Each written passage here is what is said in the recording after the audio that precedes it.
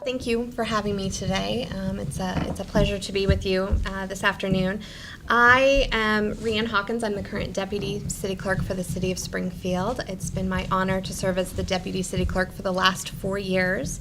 My husband and I met here in Springfield. We got married here in Springfield, and we're raising our daughter here in Springfield. We've made Springfield our home. And in this race, I feel like I'm the one candidate with the experience to be able to hit the ground running on day one. I've been in the office for the last 4 years doing the job, learning from Cecilia Tumulty, our current clerk, and I feel like I'm the best prepared to be the next city clerk for the city of Springfield. We have a lot of things that we're doing in the clerk's office, and I want to see those projects come to fruition, and I need another 4 years in order to do that.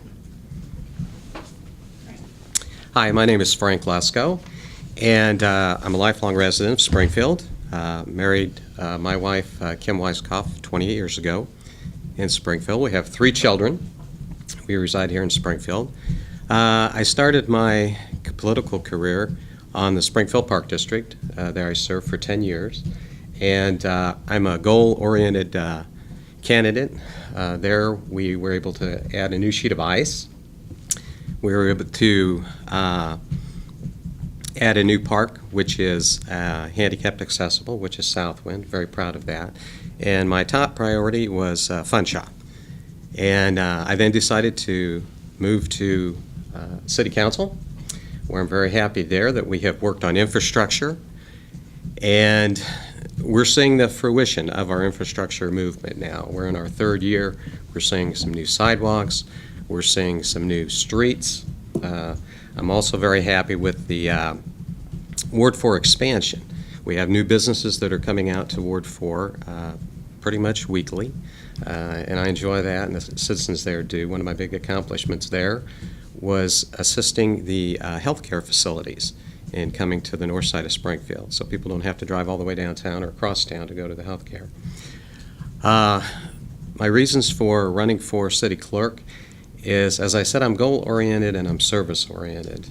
The first time that I was in a executive session city council meeting, I saw the importance of the clerk's office. The privacy, the nature of the business that goes on in those executive meetings. Also, in order to keep an open door to the public, the FOIA requests must be met, and met openly and with enthusiasm. And so I'd like to continue that tradition in the clerk's office. I believe that through my knowledge as a seated alderman, as a Park District trustee, and throughout my career as an employee, I believe that gives me the best background for the job of city clerk, and I look forward to serving the people. Constituent services has been my life, and I want to continue that so that people are not intimidated. When they walk through that door, they're ready to get business done, and we greet them with a smile and take care of the business so that they're happy. When did you leave the park board? It would have been 8 years ago. Did they have Southwind Park yet? Yes. What? Yes, we had it was farmland at that time, Bernie, Okay. and we were farming it out, but we had plans on what we were going to do. But I left before we were able to enjoy some of that. Yeah, okay. Sorry. Yes. So I'm interested in what your priorities each would be for the clerk's office. What are the things that need to be done, or what are the things you want to do? Jill? Sure. We've got a couple of projects actually that are in the pipeline that I'm very excited about, and some that have just started that I want to continue. One that I'm very proud of is our continuing paperless efforts. We've been a leading advocate for the last several years of having City Hall going more paperless. The computers that you see in the City Council chambers were part of that initiative, and they were installed also to replace our old aging voting system, which we could no longer support, but also to provide a paperless environment so that council members like Alderman Lesko here don't have to bring paper back and forth to City Council. Everything's provided for them on that computer. Another thing that I'm extremely proud of that we just started last year that I'm excited to continue this year is our mobile birth certificate program. We're the local registrar for birth and death records here in Sangamon County. As soon as I realized that we were able to print off those records from online, from a website, a secure website through the state vital records system, we took the show on the road. To my knowledge, we're the only city office that has done that. We set up a mobile office at the Early Learning Center so that busy parents of young ones that are looking to enter their child into preschool can get their birth certificate, which they need for registration right then and there. As a mother myself with a young child, just one, and I see mothers juggling 2 and 3 at a time, it can be kind of a pain to take your kid to one place, expecting to get everything done, and then have to gather everybody up and go to a second location, only to come right back to where you started from to get something done. So I saw where there was a need, and we fulfilled it. There are a couple other projects that I'm working on currently that I'd like to see through. One that just started, probably within the last 2 months or so, is an online business licensing program. It's still in the very early stages, but we're working with our Information Systems Division and the Treasurer's Office so that businesses can renew for and apply for their licenses online. So they don't have to run back and forth to City Hall. It can all be done online and paid for online.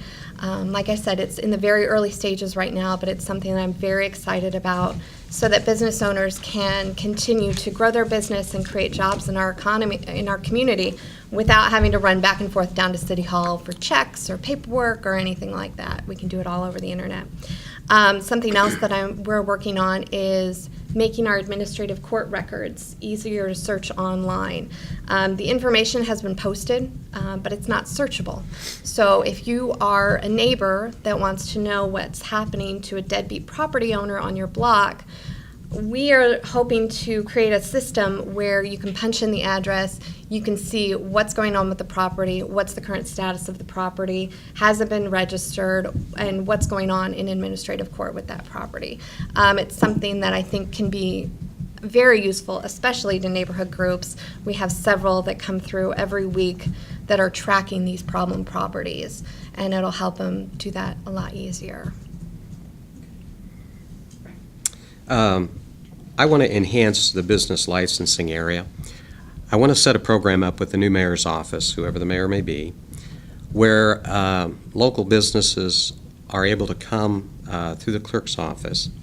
We're able to give them a packet of enhancements that are offered perhaps through the city, through the neighborhoods, things that they can look into to make business licensing easier for them, to make it more appealing, to bring more businesses to Springfield. I think that that's very important, and it is an underutilized area in the clerk's office. I'd like to see that grow. Next, I'd like to put together a tutorial that would be less intimidating for some for the FOIA process. As I walked the neighborhoods and talked to people and gotten their opinion on what they would like to see and what they would like to happen in the clerk's office, I found that some of them are intimidated by progress and by our computer systems. Technology is great, and it's a wonderful thing, and it's a way to save money. However, sometimes it can be a hindrance to some. And so with these people, I want to make sure that we have tutorials and things to help them go through it, either electronically or the old-fashioned way that they can come into the office and we can work their way through it. I'd like to do a change in our committees.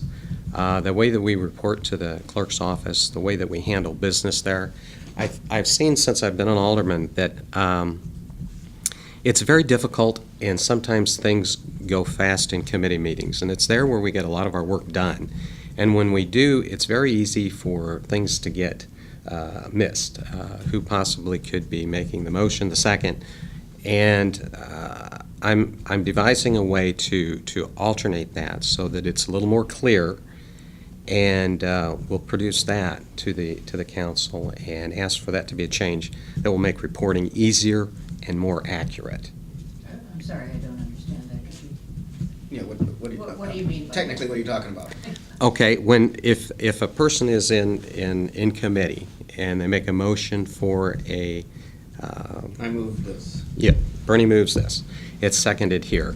The clerk's office pretty much has to sit and just listen and go from perhaps 3 or 4 people saying second.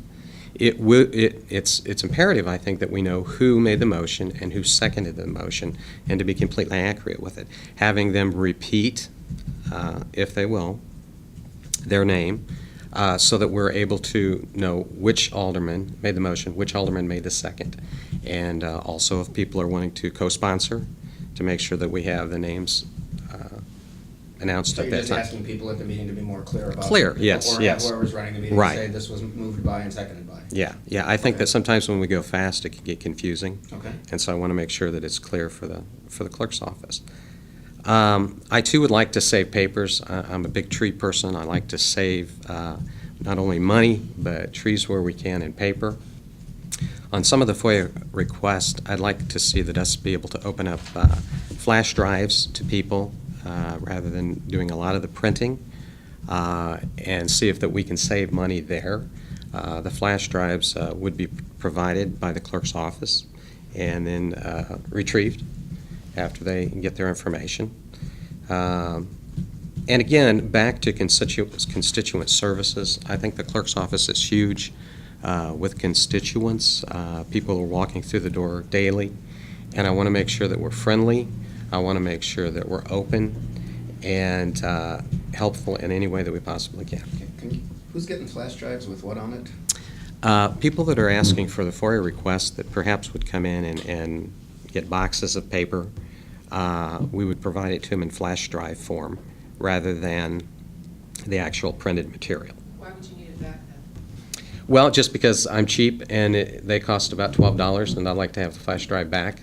Okay, don't they provide those documents electronically now anyway? We do. When possible, we always provide them by email, so they get them electronically. We encourage people, if they have an email address, to give them electronically. We also do, there are occasions where requesters will ask for it in paper because maybe they don't have an email address or it's just more convenient, personal preference. We don't have, unfortunately, boxes of paper. Our FOIA requests don't tend to be that large. When they are, the people are charged per state law 15 cents a page for every page over 50 that they request. So we do recoup some of that cost back when they do want us to print out a large request. Now, if they ask for it digitally, there's no charge depending on how large it is. And on average, roughly, say, within a month, how often do you have to charge someone for paper? Rarely, very rarely. I'd say maybe at the most once a month. It doesn't happen all that often. Yeah. You announced recently in the paper that you were looking for people to give feedback on how to make your website Yes. more accessible. Did you get any response? We did. We got a couple, and I was very encouraged by it. We're always looking for more, though. I'll Absolutely. send you some. That'd be great. When Cecilia Tumulty was running last time, she talked about computers at City Hall don't all talk to each other, and she was really looking for an overall system to get that together. Where's the status of that from either of your perspective?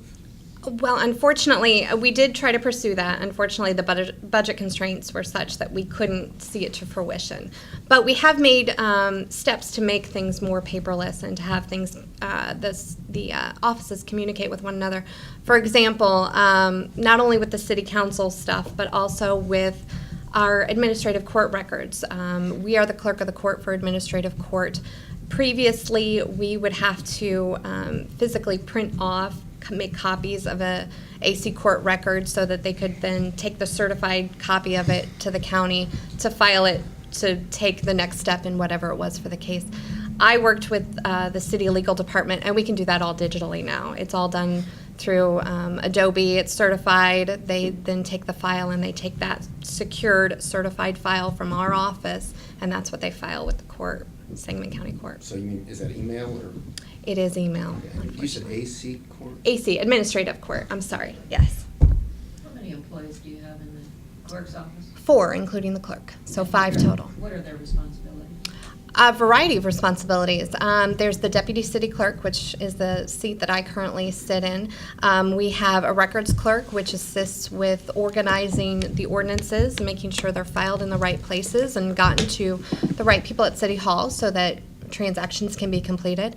We have a records manager who is in charge not only of our FOIA system, but also of maintaining the records in our records center. And our vital records clerk handles all of the vital records that come through our office, approving them, printing off birth and death certificates as needed, working with the funeral homes, working with parents that come in and get their child's birth certificate. And what's your traffic? How many? Do you keep track We of how many don't. persons you serve each year? You know or what? each function? I don't believe that we do keep track of that. I don't want to guess, but it's quite a bit. We are the only office, one of the only offices at City Hall that you can walk right into. On the first floor, it's us and the CWLP office. So sometimes we get people coming in that are just looking for directions too. And with our staff, we've got over 70 years of experience at City Hall combined with all of them. So if we know where to send people to get things done. So people frequently turn to our By the office. business licensing goals that you mentioned, is that a function of that office? Do you issue and accept payment for business licenses? in We the office? issue them, yes. We issue and accept payment for about 500 licenses each year, different types of licenses. Yeah. Any thoughts on the computer stuff, as long as? Yeah, I know that through the council, we have put quite a bit of money in next year's budget for data processing. I would still like to pursue that. I think it's very important that all the office would be able to communicate with one another. I do realize it's a budget constraint, however, that's something that needs to be a priority, and in the long run, I believe it would save money. What training and background do each of you have with the sunshine laws in the state? Have you gone through any particular training? Yeah, absolutely. I don't want to step on Frank's toes, but I've completed FOIA training every year that I've been in the deputy city clerk's office, or the deputy city clerk's job. So for the last 4 years, I've done FOIA and Open Meetings Act training every year. I also am a certified and a registered municipal clerk with our associations. As such, we have continuing training every year at our conferences regarding changes to the FOIA laws, changes to Open Meetings Act laws, so we're all kept pretty abreast on what's going on. In fact, we just had a JCAR ruling come down last week, I think it was, about records retention and changes to the records retention laws. It's a big issue at City Hall, we understand. It's a very big issue. I had two have been through Open Meetings Acts and certified for open meetings But by who? through the city. Open Meetings Acts. You mean you took the Yes. Attorney General's test Yes. online? Yes, ma'am. Okay, didn't know about that. Yeah, and certified, and we're all, as elected officials, required to do that. And I will be taking, when in the clerk's office, the ones that are offered up through the clerk's office to stay current. Should this be an elective office, people? I think so. Because? Because it's an executive level office at city government. I think that the citizens of the city deserve to have a say in who their executive officers are. And I do think the clerk should stay elected. I think that it should be an elected office. It is kind of the checks and balance for the operations of the city with the council and with the mayor's office. And the constituents, the citizens, deserve somewhere that they can go that is outside those two other offices. I know it's nonpartisan, but we have somebody who's endorsed by the Republicans, Alderman Lesko, and somebody who's endorsed by the Democrats, That's right. Ms. Hawkins. What does party play in this, and why is that a good or bad thing? You mean in the race or Well, in the office? In the office, I guess, I mean, I could ask more, did you work in Senator Durbin's office? I did. You did for a Yeah. while, and then you got this 4 years ago. I And did. Frank, I know you worked for the city and the county, and Dan Rutherford at the state, and Mhm. now you're hoping for this one. Yes. So, anyway, what does the political process, how does that come back to, what does the party support mean, or what should it mean for this office? Well, I think the party support helps us to get elected. Once we step foot into the office, though, everyone is treated equally. We are the information hub for the city hall. We provide the information to anyone who asks for it, whether it be an alderman, whether it be a mayor, whether it be just a person on the street. It's long been a tradition of our office to treat everyone equally and to provide as much information as we can. So it doesn't play a role in the official duties of the office, no. Well, I guess it's nice to have an endorsement from your party. I've got some endorsements and some support from the other party also, some people that are friends. I think as in a nonpartisan race, it's a good thing. I think people want to leave their politics outside. Most people don't want to say whether they're a Democrat or a Republican. They don't want to declare their politics. So the nonpartisan races are good. It gives people opportunity to just go in and vote without declaring anything. How does it affect the office? In my administration, not at all. I have worked through my entire career with working with both sides of the aisle with the city, and you really need to do that. Springfield is a big little town. We're all families here. You can't walk too far that you don't meet somebody who's either knows someone or is related to someone. So we all work together. We want to make sure that our city is a better place to live, a better environment for our children, for our constituents, and so politics stays outside. Frank, could you remind us, how did you vote on the Inspector General issue? I voted that we should, We should have- yeah. Okay. Do you believe the city should have an Inspector General? Our office worked with Alderman Job to put together some of the information that he needed to start the process for the Inspector General. I do.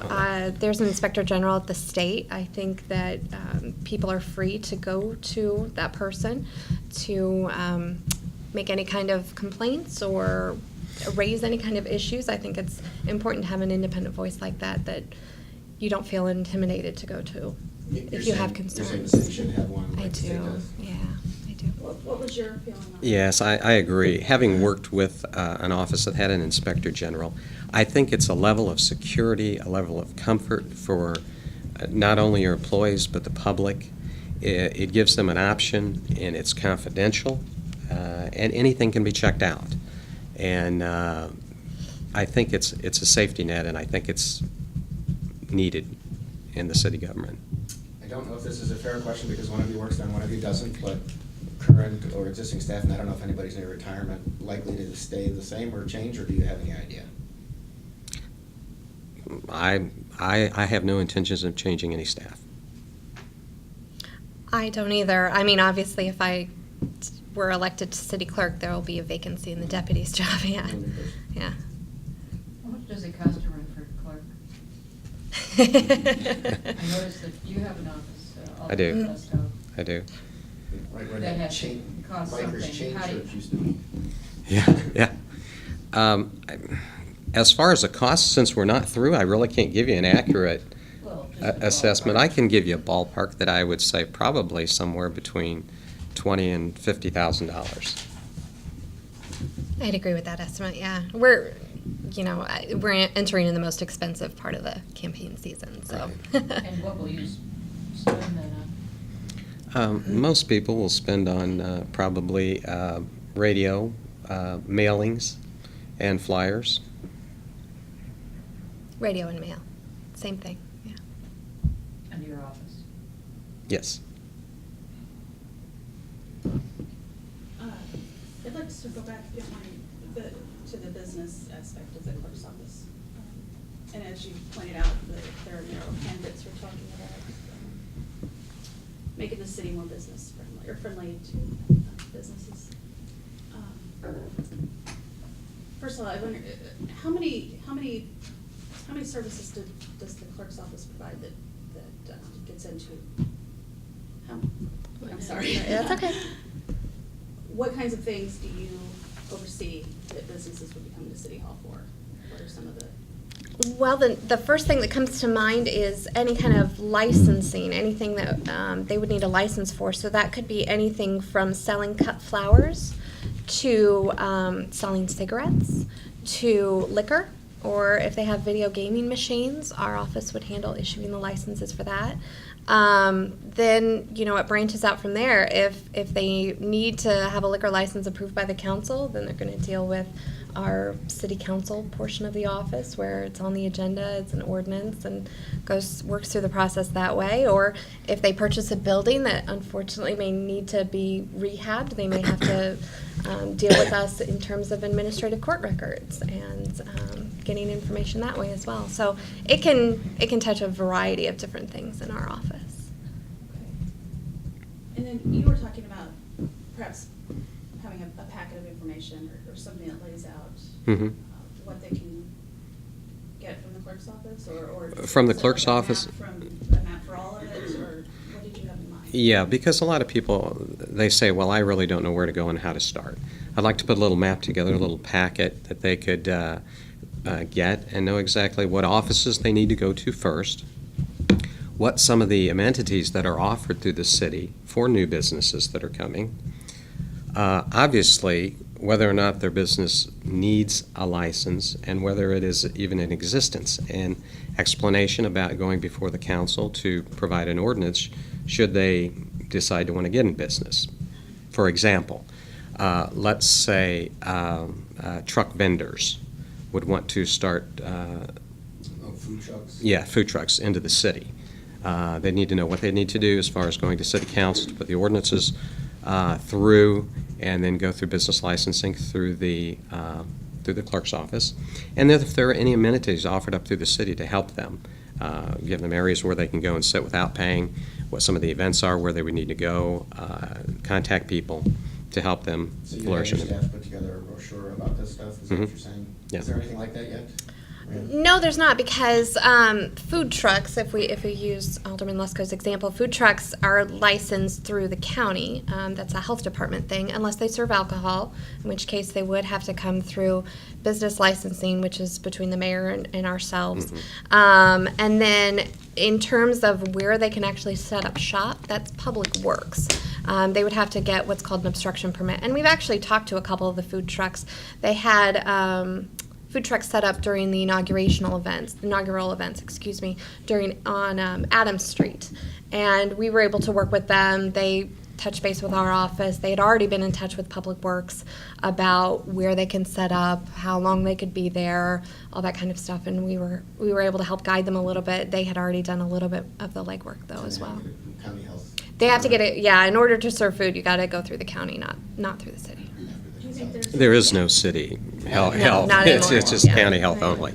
Do you think that the clerk's office has a role in making that more easy to understand, or? I do, and we have long been an advocate when they have these special events in town, like for example, this weekend St. Patrick's Day Parade. Our office, not only deals with issuing the temporary liquor licenses that all the bars are going to get, but also with peddlers permits, with peddler vendors. And we have long tried to get in on those meetings to be a part of the discussion from the get-go. Actually, the Funeral Coalition, I've been working with the Funeral Coalition from day one on what kind of restrictions, what kind of permits they would need if they wanted to allow vendors along the route, what kind of things they would have to do through the city as a whole, not only just our office, but Public Works, the police department, and we've helped kind of guide them along the way a little bit as well. For the Abraham Lincoln events. Correct. Yeah. Is the clerk office elected in all counties in Illinois? It is not, no. In some municipalities in the state, it's appointed because It's an appointment of the mayor? it's an appointment of the mayor and with approval of the city council mostly. And it's one thing that makes our municipal clerk of Illinois meetings interesting because you've got those of us that are elected and then that face different challenges than those that are appointed. And it makes for very interesting discussions because there are so many different formats of government here in Illinois. Yes. Yeah, Well, we're- yeah. So anybody picking sides in the mayor's race, or? No. No? I'm anxious. They both have great ideas. I'm anxious to work with both of them. I think either one of them would be a good choice for Springfield, and I think they both have great ideas for the city. Two great men, and I think that Springfield is very lucky to have two gentlemen of that caliber running for mayor, and so I think it's a win-win for City of Springfield.